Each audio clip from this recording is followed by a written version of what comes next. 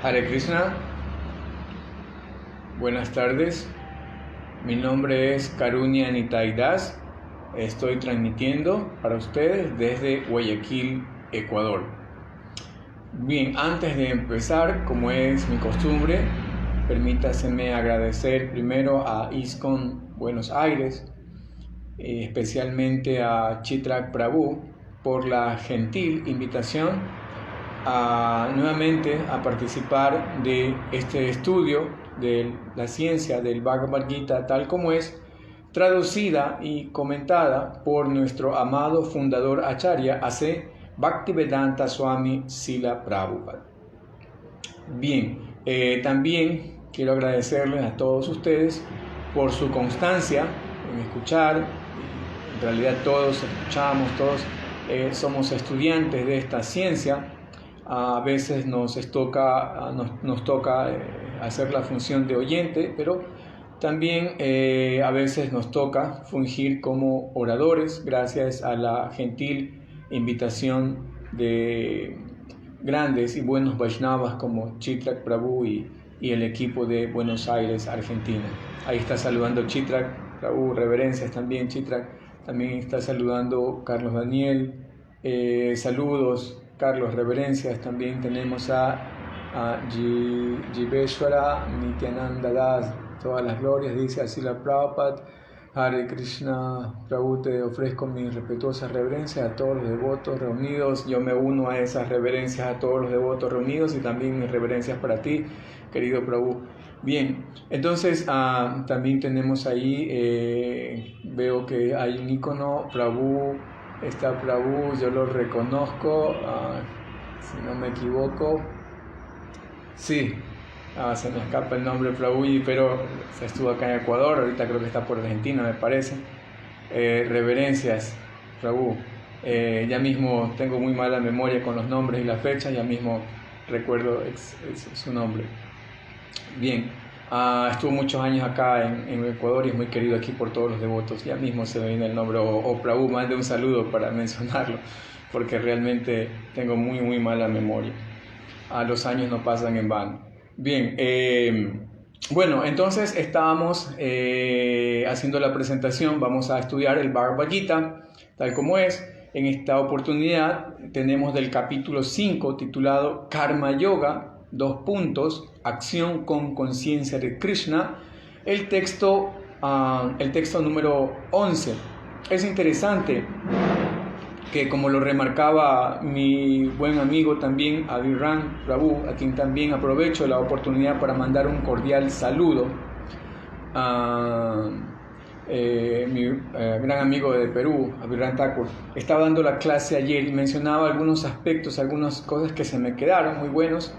Y también él destacaba el hecho de que tenemos en el Gita 2 capítulos con el mismo nombre, Karma Yoga, pero en esta ocasión este Karma Yoga tiene un tinte diferente, el tinte que lo hace diferente, ¿no? O esto que llama la atención de por qué, nuevamente Karma Yoga, es que este es Karma Yoga con conciencia de Krishna. Es más o menos como si el capítulo 3, que hablaba de Karma Yoga, o más, hablando un poco más técnicamente, hablaba un poco más del Sakama Karma Yoga.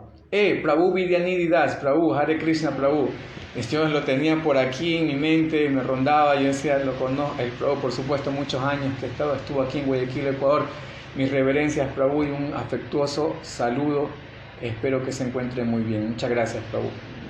Bien, entonces, capítulo 3, que podríamos decir que habla bastante acerca de Sakama Karma Yoga o el Karma Yoga con deseos, ¿no? También incluso yéndonos un poco más atrás, por así decirlo, o un peldaño más abajo, para hablar un poco más didácticamente, más gráficamente, empieza el Karma Kanda, ¿no? El Karma Kanda, luego un poco con el Sakama Karma Yoga, pero todo esto, este capítulo, al recibir un baño, ¿no? Es como que si atravesase por una ducha, no es como en esos autolavados, ¿no? Que el vehículo atraviesa por el agua, el jabón, y luego sale impecable, muy limpio. Entonces este capítulo 3 hace un recorrido similar, ¿no? Se zambulle en las aguas del capítulo 4, las aguas de Jnana Yoga, del conocimiento, y luego sale, pero ya no sale este Karma Yoga con la misma conciencia del capítulo 3, sino que sale ya imbuido por una fuerte dosis de ese conocimiento, y sumado ese Karma Yoga al conocimiento, el capítulo 4 se transforma en un Karma Yoga con conciencia de Krishna, o Niskama Karma Yoga, o incluso podríamos decir que estamos hablando de un Buddhi Yoga, aunque las diferencias son muy sutiles del Buddhi Yoga con el Niskama Karma Yoga. Podríamos decir que estamos hablando prácticamente de lo mismo. Es por esto que en estos versos vamos a notar que el yogi o el sadhaka que se encuentra en ese nivel, ese conocimiento lo empuja a desapegarse. Por eso aquí se habla anteriormente, en el verso anterior, se hablaba del desapego, que el yogi actúa con desapego. Eso era lo que se mencionaba anteriormente. Y ese desapego es producto de que él ha sido o entrenado o ha asimilado el conocimiento espiritual de cuál es la razón de actuar, por qué actuar y por qué también actuar sin esperar el resultado. Como decía Virram Prabhu, todo el mundo y otros Vaishnavas también, versos anteriores, han hablado de esto, de lo que se espera en este mundo es actuar y obtener un resultado. Pero el yogi, el Niskama Karma Yogi, no está esperando ese resultado. Él, gracias al conocimiento espiritual, y vamos a ver que esto es muy, muy importante y muy destacado en este tipo de yogi, porque ese conocimiento lo que va a hacer que él corte el vínculo con este cuerpo material y con esta naturaleza material. Ese vínculo o ese cordón entre él y el cuerpo, entre él y el mundo, se conoce como el ego. Por eso es que en el presente verso, en el verso anterior, en el presente verso también, Srila Prabhupada va a resaltar el hecho de que este yogi no se identifica más con el cuerpo. Entonces estamos hablando de que este yogi actúa con una conciencia en otra dimensión. O sea, estamos hablando ya de palabras mayores en el yoga. No solamente es un simple karma yogi. A veces tenemos la tendencia a minimizar o a menospreciar a veces un poco el karma yoga. Pero en realidad entre karma yoga y bhakti yoga hay vínculos muy fuertes y las diferencias son muy sutiles. De hecho, en muchas ocasiones Srila Prabhupada traduce karma yoga como bhakti yoga. Entonces, este Niskama Karma Yogi tiene su conciencia muy elevada, porque él ya no está más identificado. Imagínense que en realidad es muy complicado, ¿no?, desvincularse del cuerpo. Por cierto, ¿se me escucha? ¿Alguien puede confirmar? Si no me pongo de todas maneras me los voy a poner para evitar. Hare Krishna. Bien, ok. Si hay alguna interferencia, alguna situación, ustedes por favor, con toda confianza, me pueden comunicar. Bien, entonces, estábamos mencionando que este yogi no está más identificado con este cuerpo. Por lo tanto, estamos hablando de palabras mayores en el yoga. Recordemos que entre todos los yogas tienen actividades comunes, que son, por ejemplo, y es de lo que vamos a hablar hoy día, el control de los sentidos. Tiene que haber también ecuanimidad o una visión ecuánime para con todos. Tiene que haber también conocimiento, entre otras cosas, austeridad también. Entonces hay varios elementos comunes a todos los yogas. Bien, entonces hasta aquí, ¿no? Vamos con el asunto de que el yogi, el Niskama Karma Yogi, actúa así en este mundo. La pregunta sería, bueno, pero ¿por qué, si está desapegado, por qué seguir actuando? O sea, si está desapegado, bueno, ¿por qué sigues haciéndolo? ¿No? Es como que yo digo, en realidad a mí me es indiferente el mango. Y alguien me puede preguntar, bueno, entonces, pero ¿por qué comes tanto mango si eres indiferente al mango? Si te da igual, ¿no? Entonces tiene que haber una respuesta. Entonces esa respuesta se va a dar en el verso que vamos a estudiar.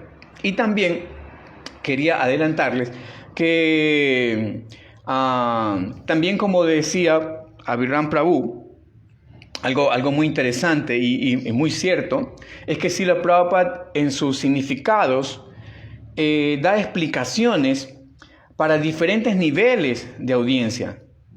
Para una audiencia que recién está empezando, una audiencia se puede decir neófita, novicia, una audiencia nueva, y también para personas que ya tienen años de práctica. Entonces encontramos esas instrucciones, incluso en un mismo significado podemos darnos cuenta, o incluso a veces con las mismas palabras, no ni siquiera tiene que ser un párrafo dirigido para neófitos y un párrafo dirigido para avanzados, sino que el mismo párrafo puede contener instrucciones que van a ser asimiladas diferentemente de acuerdo a la audiencia. Alguien puede entender, por ejemplo, por así decirlo, una persona nueva toma un párrafo, lo lee, Srila Prabhupada, y entiende algo muy bueno para su vida espiritual, para el nivel en el que se encuentra. Pero también el mismo párrafo leído o entendido, reflexionado por un Vaishnava avanzado, puede ser también tomado de una manera diferente y que también le sirve para alimentar su vida espiritual en el nivel en que se encuentra. Entonces vamos a hacer, aprovechando esta indicación, ¿no?, de Abhiram Prabhu, que efectivamente Srila Prabhupada da, ¿no?, sus significados, y los Vedas en sí, ¿no?, tienen instrucciones para todo tipo de practicantes, de personas, nuevos. Ustedes saben, ¿no?, de hecho en el Gita encontramos también esta enriquecida variedad de instrucciones, ¿no?, para personas nuevas, para iniciados, para personas avanzadas, para aquellos que ya están en la cúspide. Entonces vamos a aprovechar eso, y también en nuestro significado vamos a tratar de dar un abordaje un tanto para devotos que se encuentran tal vez en el camino intermedio, en mi caso en el camino intermedio pero de bien abajo, y también para personas nuevas, ¿no?, o digamos novísimas, personas que nunca tal vez han escuchado nada acerca del yoga, de la conciencia de Krishna, ni siquiera acerca de espiritualidad. Y vamos a encontrar que en realidad estos versos que nos hablan, y específicamente este texto de hoy día que nos habla sobre el control de los sentidos, es un verso que tiene una tremenda aplicabilidad en la vida diaria de las personas. Es sorprendente cómo cuando los enfocamos y los aterrizamos a nuestra vida cotidiana, vamos a ver que si los pusiéramos en práctica, o si las personas los pusieran en práctica, su vida fuera sumamente exitosa. Por lo menos no sufriríamos tanto. Por lo menos no sufriríamos tanto. Bien, entonces vamos a empezar, como es la costumbre, vamos a leer el verso original, como ya mencioné, el 5.11 del capítulo 5, Karma Yoga, acción con conciencia de Krishna. Vamos a leer el sánscrito, luego la traducción palabra por palabra, la traducción completa que da nuestro amado fundador Acharya, el significado, y también luego pues una breve explicación o una sinopsis, ¿no?, de qué trata un poco este verso. Bien. Entonces recordemos que nos habíamos quedado hasta allí, ¿no? ¿Cómo viene este yogi? Con conocimiento avanzado, desapegado del resultado, que eso lo diferencia del Sakama Karma Yogi, que sí quiere o sí está interesado, ¿no? Yo voy a hacer esto para Krishna, pero quiero un poco el resultado, ¿no? Voy a cocinar para él, todo, pero quiero probar, ¿no?, cómo quedó. Voy a hacer este servicio, pero quiero llevarme un poco de los méritos también, ¿no? Pero el Niskama Karma Yogi totalmente desapegado. Él no está interesado, quiere actuar para Krishna. Él no actúa identificado con el cuerpo, sabe que este cuerpo en realidad es materia inerte, y cualquier cosa relacionada con este cuerpo es intrascendente. Por eso él actúa para Krishna totalmente con conocimiento desapegado, es decir, sin identificarse con el cuerpo ni la materia. La pregunta que nos conduce a este verso es, bueno, si está tan desapegado, ¿por qué lo sigue haciendo? O sea, si está tan desapegado de eso, ¿por qué sigue actuando? Esa es la pregunta que Krishna también va a responder en este verso. De hecho, estos versos del 7 al 12 más o menos, en estos versos Krishna piensa explicar cómo actuar en el plano del Niskama Karma Yoga. Bien, entonces procedemos con la lectura. Kayena manasa buddhya kevalar indriyairapi yogina karma kuruanti sangam tyaktuatma sudaye. Palabra por palabra. Kayena, con el cuerpo; manasa, con la mente; buddhya, con la inteligencia; kevalaihi, purificados; indriyaihi, con los sentidos; api, incluso; yogina, las personas conscientes de Krishna; karma, acciones; kuranti, ejecutan; sangam, apego; tyaktva, abandonando; atma, del ser; Shudaye, con el fin de purificarse. Traducción. Dada por su divina gracia C. Bhaktivedanta Swami Srila Prabhupada. Los yogis, abandonando el apego, actúan con el cuerpo, la mente, la inteligencia e incluso con los sentidos, únicamente con el fin de purificarse. Significado. Cuando uno actúa con conciencia de Krishna para la satisfacción de los sentidos de Krishna, cualquier acción, ya sea del cuerpo, de la mente, de la inteligencia o incluso de los sentidos, se purifica de la contaminación material. No hay reacciones materiales que procedan de las actividades de una persona consciente de Krishna. Por lo tanto, las actividades purificadas, conocidas por lo general como sadachara, se pueden llevar a cabo fácilmente si se actúa con conciencia de Krishna. En su Bhakti Rasamrita Sindhu 1.2, 187, Srila Rupa Goswami describe eso de la siguiente manera. Iha yasya harir dasye karmana manasagira ni kilasho apyavastasho Jivan Mukta Sauchate. Una persona que actúa con conciencia de Krishna, o en otras palabras, en el servicio de Krishna, con el cuerpo, la mente, la inteligencia y las palabras, es una persona liberada, incluso en el mundo material, aunque esté dedicada a muchas actividades supuestamente materiales. Esa persona no tiene ego falso, ya que no cree que es este cuerpo material, ni que posee el cuerpo. Ella sabe que no es este cuerpo y que el cuerpo no le pertenece. Ella misma le pertenece a Krishna y su cuerpo también le pertenece a Krishna. Cuando ella aplica al servicio de Krishna todo lo que produce el cuerpo, la mente, la inteligencia, las palabras, la vida, la riqueza, etc., todo lo que puede tener en su posesión, de inmediato se acopla con Krishna.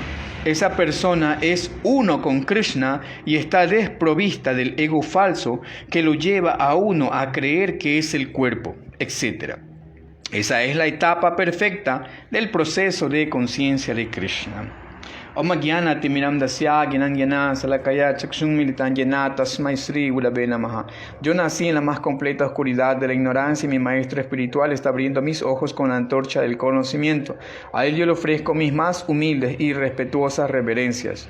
Nama Om Vishnu Padaya Krishna Prestaya Bhutale Sri Mate Jaya Pataka Swami Iti Namine Nama Acharya Padaya Nita Kripa Pradayane Gaura Kata Damadaya Nagara Grama Tarine Mukan Karoti Bachalam Pangun Nangayate Grim Jat Kripa Tangaham Bande Sri Gurum Dinataranam Paramananda Madapam Srim Chaitanya Ishwaram Banchakalpatarubhyacha Kripa Sindhuvya Patitanam Pabanebhyo Vaishnavebhyo Namo Namaha. Om Tat Sat. Leemos nuevamente el verso, dice: los yogis abandonando el apego actúan con el cuerpo, la mente, la inteligencia e incluso con los sentidos únicamente con el fin de purificarse. Bien, tenemos más saludos. También dice Jiveshwara Nityananda Dasi. Ok, si se escucha bien. Carolina Fran, Hare Krishna, reverencias Prabhu, reverencias Madre. Muchas gracias, Hare Krishna. Entonces, esta es la respuesta. Estamos preguntando, bueno, ¿por qué si el yogi está tan desapegado, por qué sigue actuando? ¿Por qué se lo ve constantemente, ¿no? En las acciones? Si está desapegado de ellas, podría muy bien no estar haciéndolas. Mucho más si estamos hablando de un yogi imbuido, ¿no? Con el capítulo 4, conocimiento trascendental, que está desapegado del cuerpo, que no tiene ego falso, como lo explica Srila Prabhupada. Entonces estamos hablando de un yogi en una etapa madura, un yogi avanzado, un Niskama Karma Yogi muy avanzado. La pregunta es, ¿por qué sigue actuando? La respuesta es que actúa simplemente como un medio de purificación, nada más. ¿Y con qué actúa? Se dice aquí claramente que ese yogi no solamente actúa con la mente, actúa también con la inteligencia, actúa con la mente, la inteligencia, incluso dice Srila Prabhupada, actúa con los sentidos. Entonces esto es muy interesante. Hare Krishna, tuvo un pequeño lapsus ahí, parece que se cortó la señal, pero bueno, estamos nuevamente. Entonces, mencionaba, el yogi actúa no solamente con la inteligencia, con la mente, sino que este Niskama Karma Yogi actúa también con los sentidos.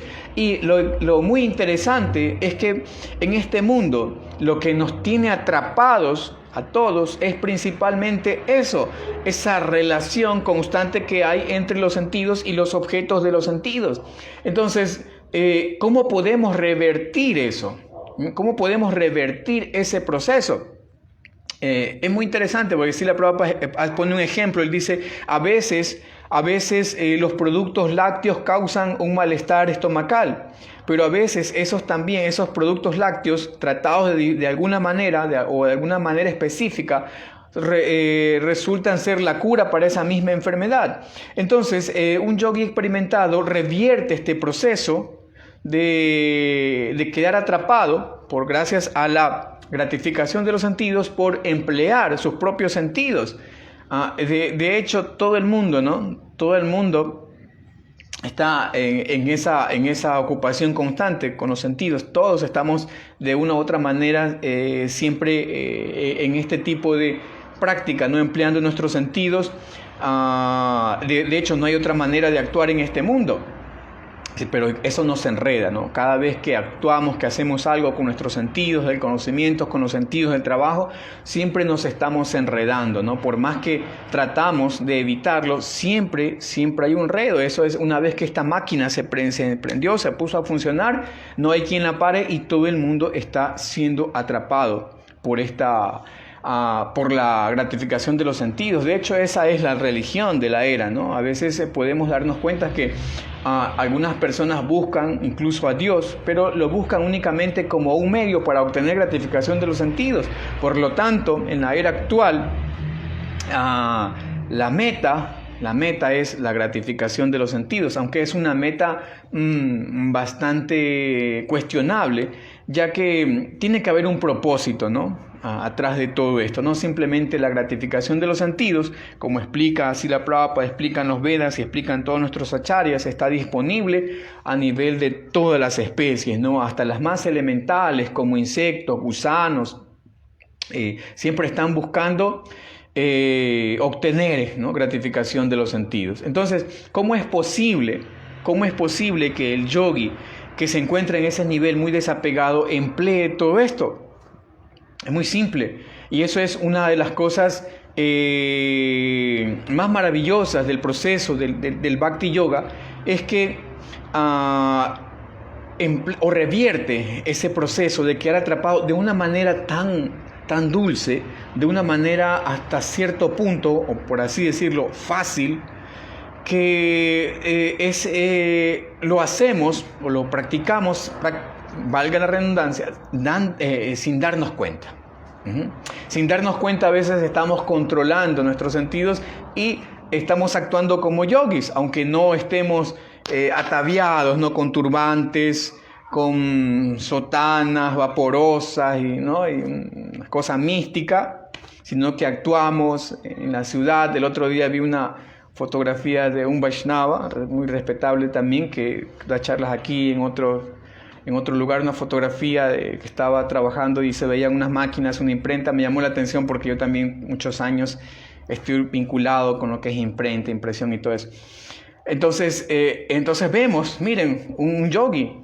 Un yogi puede estar detrás de una factoría, de una imprenta, de una empresa, manejando un bus, un taxi, como incluso, si no me equivoco, creo que mi maestro espiritual, su santidad Pataka Swami, conducía un taxi, bueno, o era un discípulo muy allegado también a Srila Prabhupada, que manejaba un taxi y lo que ganaba pues lo daba a la misión. Entonces, bueno, muchos trabajaron, ¿no? en lugares convencionales, ¿no? Todavía no había templos, no había nada, y bueno, y muchas veces hasta el día de hoy seguimos actuando de esa manera. Entonces, ¿cómo podemos ser yogis con todo esto? Pues sí, ¿no? Actuando con nuestros sentidos. Existen diferentes maneras de controlar los sentidos, ¿no? Existe una manera que se conoce como la represión. La represión. Ok, tengo estos deseos, pero no los voy a satisfacer, así que simplemente los voy a reprimir. No, digo no, y reprimo. No tengo mayor comprensión intelectual, filosófica, pero simplemente sé que eso no está bien, así que voy a reprimir mis sentidos. Los reprimo hasta más no poder. Eso se llama represión, ¿no? Cuando yo tengo los deseos, están en mi conciencia, quiero gratificarlos, pero simplemente digo no, cierro las puertas. Como en el capítulo 2 dice, el yogi es como la tortuga que esconde sus sentidos dentro del caparazón.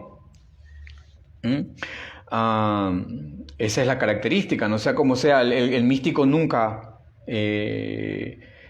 pone, no, o le da rienda suelta a sus sentidos, estos caballos, ¿no? Recuerden que también hay una gráfica, ¿no? Una ilustración en donde cada sentido es como un caballo, y ahí está la nariz, es un caballo, los ojos otro caballo. Entonces, en capítulo 2 incluso Arjuna le pregunta, ¿no? ¿Cuáles son las señales, ¿no? de aquel que se encuentra avanzado, del Stita Pragya? Y el Señor Krishna le responde en el verso 255, si no me equivoco, Prajahati Yadakamam. Prajahati Yadakamam significa que esa persona ha renunciado al goce de los sentidos. Prajahati Yadakamam Sarvam Parta Manogata. Ha renunciado a todos los deseos, Sarvam Parta Manogata, que son simplemente una invención mental. Entonces, una característica del místico, del yogi, una característica del yogi no es el turbante, no es cuán flaco está o si viste una copina, no, nada de eso es. Las características del yogi es Prajahati Yadakamam Sarvam Parta Manogatam. Es decir, este yogi tiene que haber abandonado el deseo de gratificarse los sentidos. Entonces, al principio está la represión. Los deseos están allí, están en mi conciencia, en mi corazón, pero simplemente los reprimo. ¿Ok? Superior a eso es la iluminación, es decir, cuando el control de los sentidos ya no se pone, cuando la gratificación de los sentidos ya no se pone en práctica porque existe conocimiento, existe iluminación, es decir, el sadhaka, el practicante, el yogi, el místico, conoce perfectamente la naturaleza de los sentidos, que son en los sentidos, que es este cuerpo, que es esta máquina formada por diferentes sentidos. También conoce qué son los objetos de los sentidos, conoce cuál es el resultado de eso, ¿no? Y este místico no pone en práctica una función que es temporal, ¿no? Como dice capítulo 5, más adelante, 5.22. Yehisham Parsha Yaboka, Duka Adonaye Abate, Adi Antavanta Kaunteyana Teshu Ramate Budaha. Adi Antavanta significa que tiene un principio, Adi Anta, fin, Adi Antavanta. Es decir, el yogi, si bien es cierto, reconoce que hay algo, ¿no? de gratificación de los sentidos, pero él dice, bueno, esto empieza aquí y termina acá, ¿no? Es un placer tan efímero, ¿no? tan fugaz. ¿Para qué voy a pasar tiempo con eso? Y lo que es peor, ¿para qué voy a deteriorar mi avance espiritual por ocuparme en algo tan temporal? Por eso dice, ¿no? Nateshu ramate budaha. Nateshu ramate budaha. El yogi, el Buda significa iluminado, inteligente. Nateshu ramate budaha. El inteligente, el iluminado, no busca placer en algo tan tan inestable, ¿no? Por lo tanto, él es iluminado y él no es que está reprimido, no es que él tiene su corazón inundado con millones de deseos y simplemente está tratando de soportar allí, reprimirlos y está lleno de deseos y los reprime y está en esa lucha constante. No, él ya está iluminado, él sabe perfectamente que no hay necesidad de ir tras eso, ¿no? A veces podemos hacer un símil cuando recién empezamos a ser vegetarianos. Al principio, bueno, también en mi caso, ¿no? También pasé por eso, tal vez seguro muchos de ustedes tal vez otros son vegetarianos toda su vida, pero los que no hemos sido vegetarianos desde el nacimiento, cuando empezamos, ¿no? Nuestro deseo de ser vegetarianos al principio sí, ¿no? Veíamos el letrero, ¿no? La luminaria ahí anunciando la hamburguesa y todo, y estábamos como que ya, que sí, que no, y reprimíamos el deseo y estamos en esa lucha. Finalmente nos íbamos a casa, pero estamos así, ¿no? Como reprimiendo un poco, ¿no? Luego ya viene la fase de iluminación, ¿no? La fase en la que uno puede estar, de hecho uno está rodeado, ¿no? De esos anuncios de la televisión, en internet, que anuncian toda esta clase de supuestos, entre comillas, alimentos, y en realidad eso resulta intrascendente para nosotros. Hay algo de iluminación ahí, gracias por supuesto, a la misericordia de Srila Prabhupada y los Vaishnavas que nos han iluminado de esa manera. Y luego está una tercera fase superior todavía a la represión, superior a la iluminación, que es la fase en la que uno controla sus sentidos. Y esto es algo que a mí me cautivó cuando recién me anexé a la conciencia de Krishna, es que uno llega a controlarlos simplemente por ocuparlos en una actividad superior. Muy simple. O sea, más allá del plano de la iluminación, porque yo puedo estar iluminado, ¿no? Con este conocimiento, pero hasta allí. Pero si yo avanzo, puedo entender que existe un disfrutador, alguien que verdaderamente disfruta con la acción que yo emprendo cuando pongo en práctica mis sentidos. Como dice también Rupa Goswami, Hrishikenan Hrishikesha Sevanat Bhakti Ruchate. Ese servicio devocional consiste en ocupar nuestros sentidos, los indriyas, al servicio del amo de los sentidos. Entonces, la manera más efectiva, no solamente la más fácil, sino la más efectiva, es cuando yo ocupo mis sentidos, no los reprimo, no simplemente los dejo en cero, inertes, sino que los ocupo al servicio del Señor. Es decir, busco la satisfacción del Señor y como subproducto de eso o efecto secundario, yo también me vuelvo feliz. Entonces mis sentidos los empleo, los ocupo. Hago lo mismo, ¿no? Por ejemplo, aquí estamos empleando la función de la lengua de hablar. En vez de hablar de cualquier tontería, cualquier tema mundano, de prayalpa, de cualquier tema innecesario, estamos hablando acerca de Krishna, la filosofía de conciencia de Krishna. Y por lo tanto, estamos haciendo lo mismo, estamos utilizando los sentidos. Ustedes en este momento el sentido de la audición, yo estoy utilizando mi sentido de la lengua, de hablar. También, ¿no? Me escucho también, aunque principalmente estoy hablando. Y estamos utilizando nuestros sentidos, pero no es para nuestra propia gratificación, sino estamos utilizando nuestros sentidos para la glorificación del Señor. Pero como resultado, esta acción también nos vuelve feliz. Porque de hecho, si no encontrásemos felicidad en lo que estamos haciendo, simplemente no lo estuviéramos haciendo. Es muy simple, ¿no? O sea, estuviéramos en cualquier otra cosa y no estuviéramos escuchando esta clase o las clases de todos los eruditos hermanos que también disertan aquí en este espacio, y estuviéramos haciendo cualquier otra cosa. Entonces hay felicidad, hay disfrute, hay goce, pero este goce viene porque empleamos nuestros sentidos al servicio del amo de los sentidos. Y por eso viene el control de manera natural. Pero a veces esto que parece fácil, también Srila Prabhupada, como también otro Vaishnava, no recuerdo el nombre, que comentó versos anterior, creo que el 8-9, también habló de esto, ¿no? Como a veces los Vedas tienen estas facetas, ¿no? Que dicen una cosa y luego dicen otra, o a veces en el mismo significado, ¿no? Y esto es verdad, lo encontramos cientos de veces, ¿no? Donde Srila Prabhupada dice esto es así, pero también podría ser que no es así.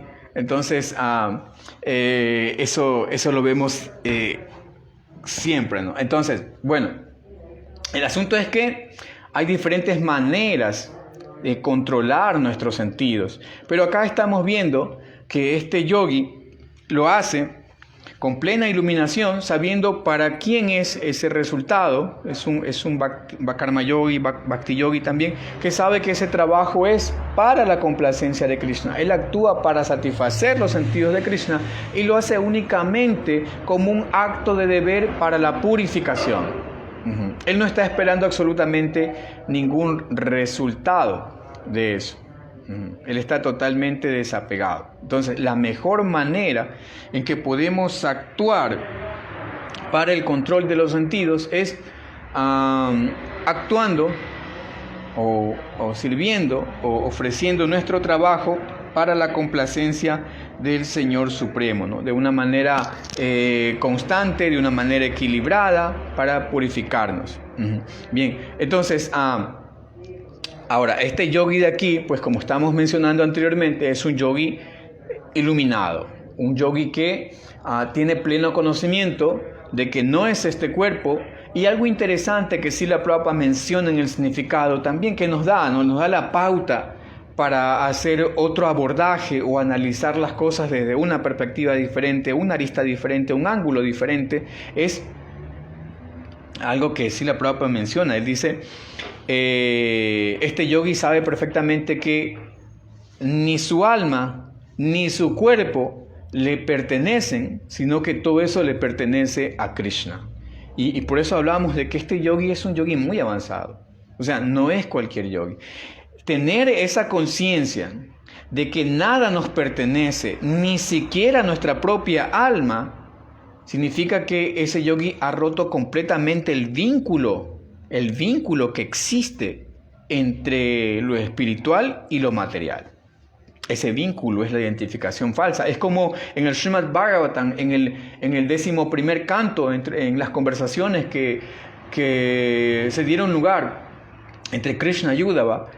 Sri Uddhava le pregunta a Krishna qué es aquello que hace que uno experimente diferentes tipos de sufrimientos en este mundo, porque el cuerpo es materia y como materia no puede experimentar absolutamente ningún tipo de dolor. Es como el cemento, yo puedo golpearlo, puedo picarlo, puedo destruirlo y no vamos a escuchar ni un solo gemido, ni una sola lamentación.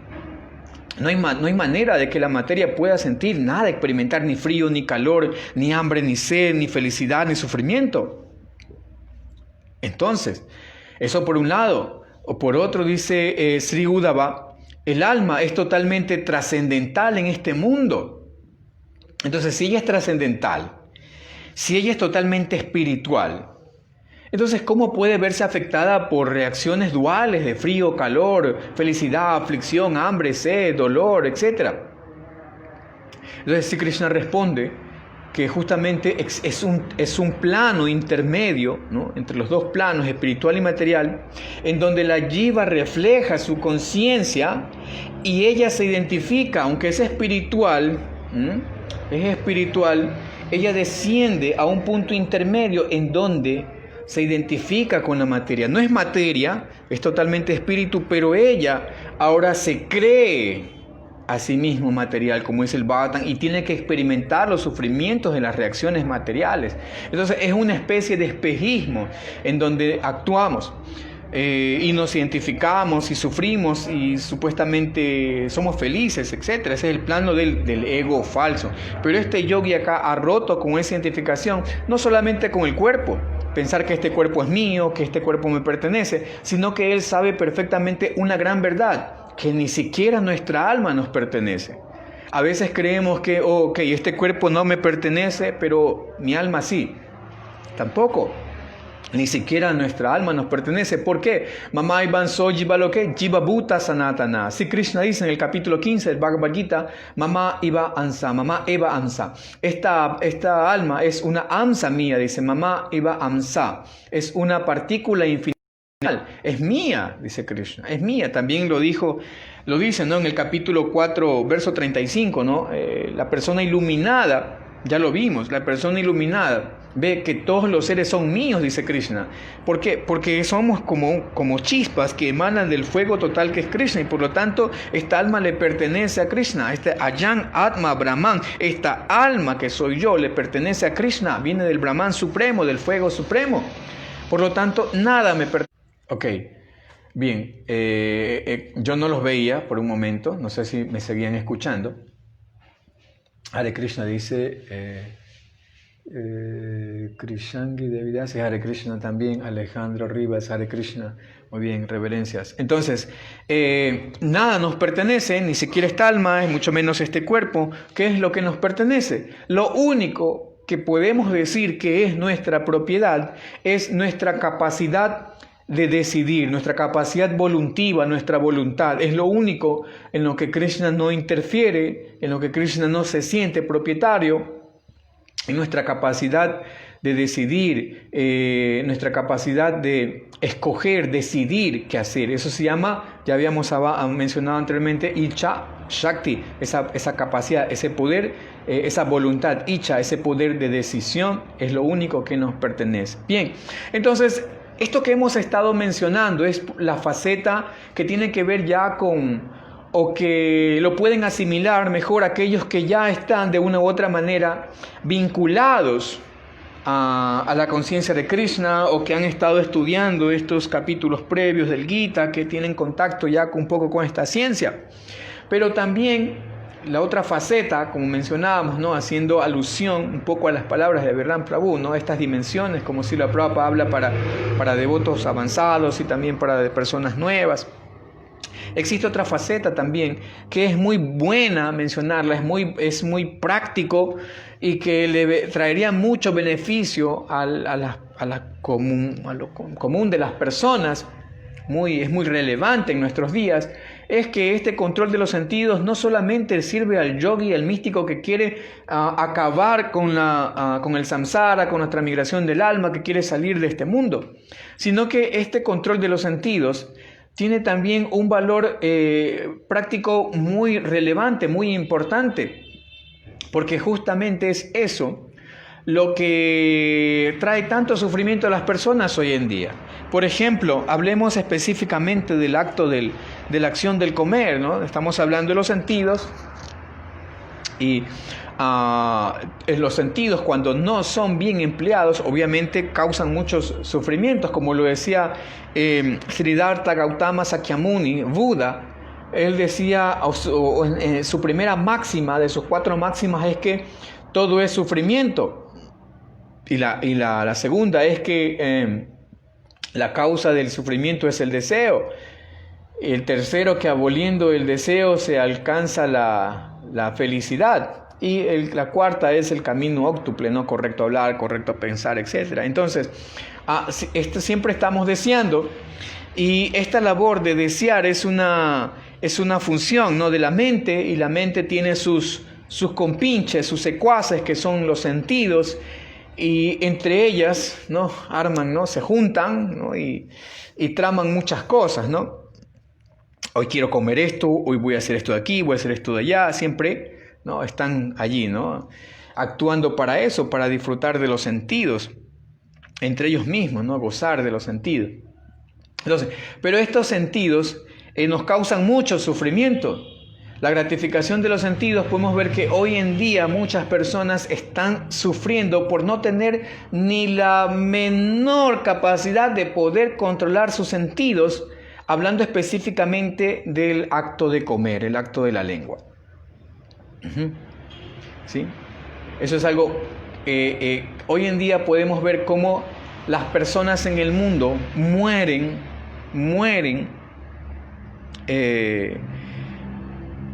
a causa de enfermedades que se pudieron evitar si se hubiese puesto en práctica algo de control, una pizca de control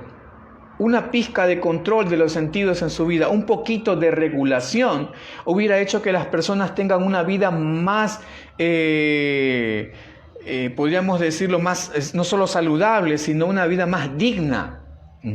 Porque a veces, en mi caso, tal seguro que en muchos de ustedes también, en su vecindario, en su barrio, conocen personas jóvenes, pero que ya están acabadas, que ya están envejecidas, que tienen 40 y parece que tuvieran 60, o que tienen 50 y parece que tuvieran 80. A veces podemos ver una persona de 50, de 60, muy sano, ¿no? Como muchos Vaishnavas, ¿no? A veces uno se sorprende cuando uno le pregunta la edad a un Vaishnava y dice, tengo 70 años y parece de 50, o si es que no es de menos. Está bien, muy sano físicamente, mentalmente, entusiasta, con mucho ímpetu. Pero a veces vemos personas, ¿no? Que le preguntamos la edad y dice, tengo 40 cuando parece de 60. Y uno le pregunta, ¿y cómo está? Ah, sí, es que estoy un poco mal, la diabetes, y ¿no? El colesterol. Entonces, ¿a causa de qué es todo esto? Porque no hay un poquito de control. Estas técnicas de regulación de los sentidos, de control de los sentidos, deberían enseñarse incluso desde las escuelas, los colegios, a ser un poquito regulados. ¿Por qué? Porque resulta ser que principalmente los jóvenes piensan que tienen vida eterna y se viven en 10 años lo que tendrían que vivir en 30 o en 40. Es por esto que el cuerpo se les termina a los 30. Por ejemplo, yo tuve un tío, digo tuve porque falleció,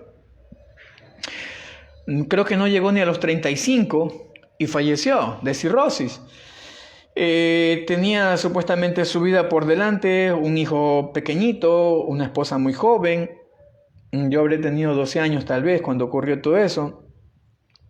Entonces, ¿a causa de qué? A causa de que muchas veces las personas se viven lo que tendrían que vivir. Recordemos que el cuerpo tiene, o como también se dice, ¿no? Que uno vive o uno tiene contadas, ¿no? Las respiraciones, algo así, ¿no? Uno tiene contados sus años, contados las respiraciones, etc. Y nuestros órganos están diseñados para durar cierto tiempo, como una máquina. Pero imaginémonos que comemos lo que tendríamos que comer en 50 años.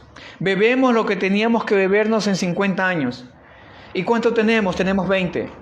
Tenemos 25, tenemos 30. Entonces, cuando no hay control, las personas hacen eso, se viven en sus 10, 15 años lo que tendrían que vivir en 40 o en 50. Entonces, el cuerpo se les termina temprano.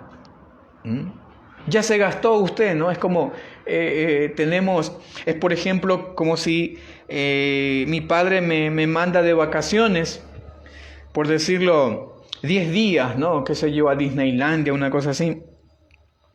Y me manda con $1,000 y me dice, bueno, te doy $100 para que te gastes cada día, ¿no? Vayas a lugares bonitos y comas bien, etc. Pero yo llego al lugar y tengo $1,000 y digo, wow, me voy hoy día a gastar 500 y al día siguiente me gasto 500 más. ¿Y qué pasa al tercer día? Al tercer día ya no tengo nada para gastar.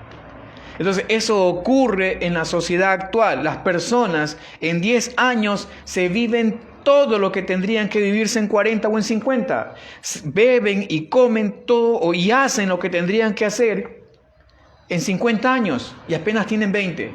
Entonces cuando llegan a los 30 ya están con muchos achaques. Cuando tienen 40 ya tienen que usar bastón. Ya tienen diabetes, ya tienen colesterol, triglicéridos, la presión arterial, etcétera, etcétera.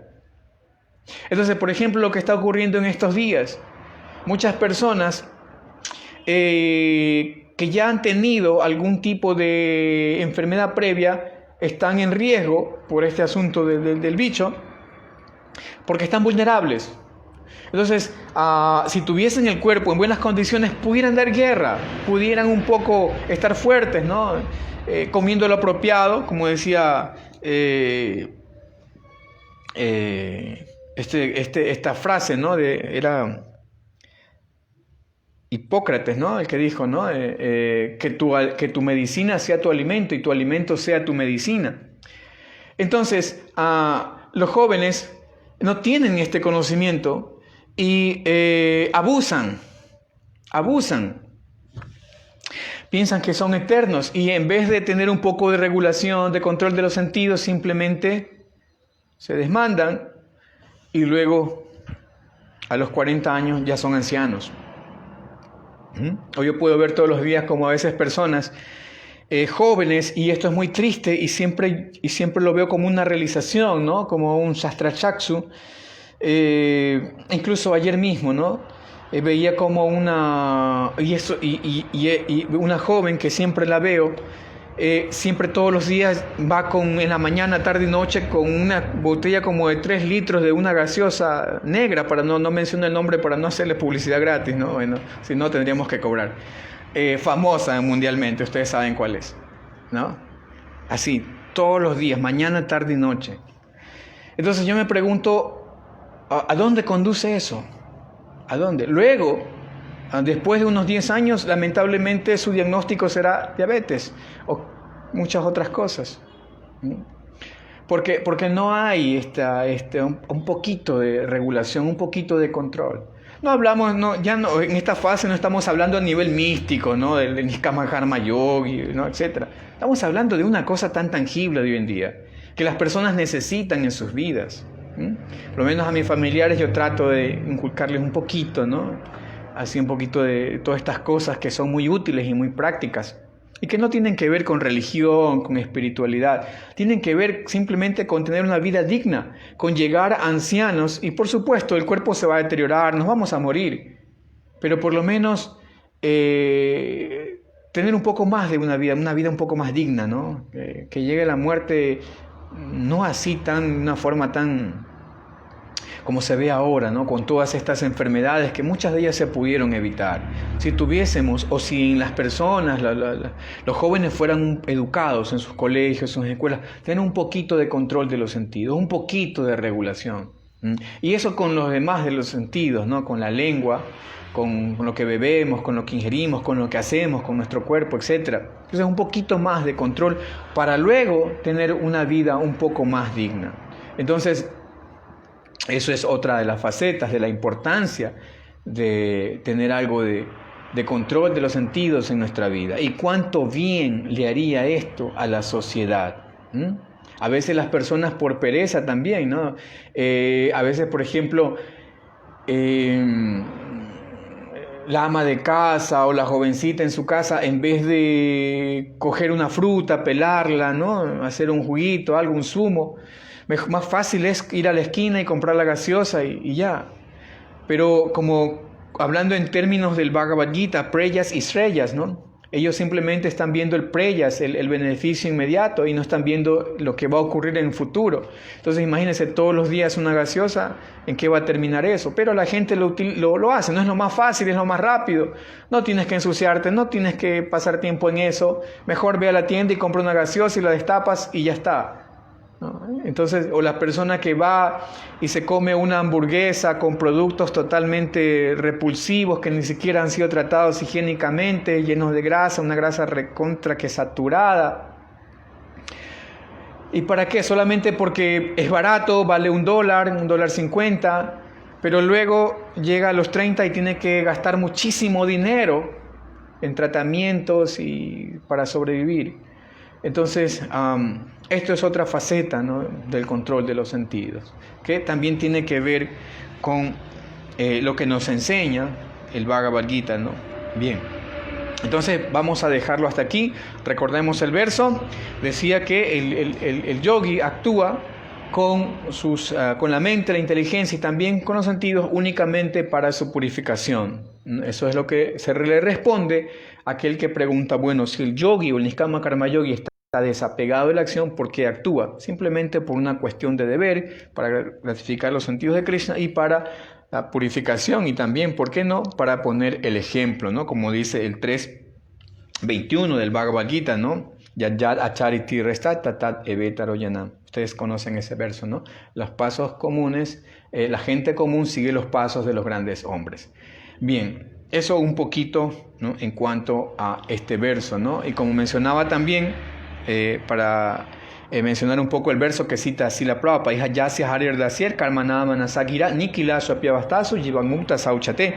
Entonces ese verso habla en el néctar de la devoción, perdón, en el Bhakti Rasamrita Sindhu.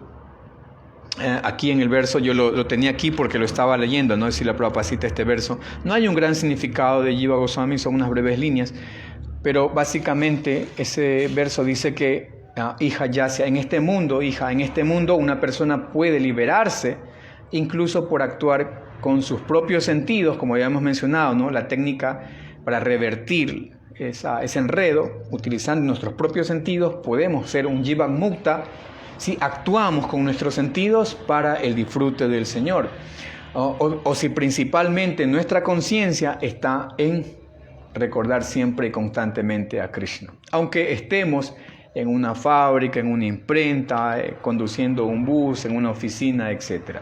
Bien, muchas gracias. Hare Krishna, todas las glorias a Srila Prabhupada aquí. Jai. No sé si tienen alguna pregunta, duda, inquietud, comentario respecto al tema. Bueno, voy a leerlo nuevamente y de ahí con eso cerramos si no hay preguntas. Dice: los yogis, abandonando el apego, actúan con el cuerpo, la mente, la inteligencia e incluso los sentidos únicamente con el fin de purificarse. Bien, entonces luego también ya Krishna va a comparar en el siguiente verso un poco a los dos tipos de yogis, ¿no? Aquellos que actúan con esta conciencia elevada y aquellos que no lo hacen de esa manera. Bien.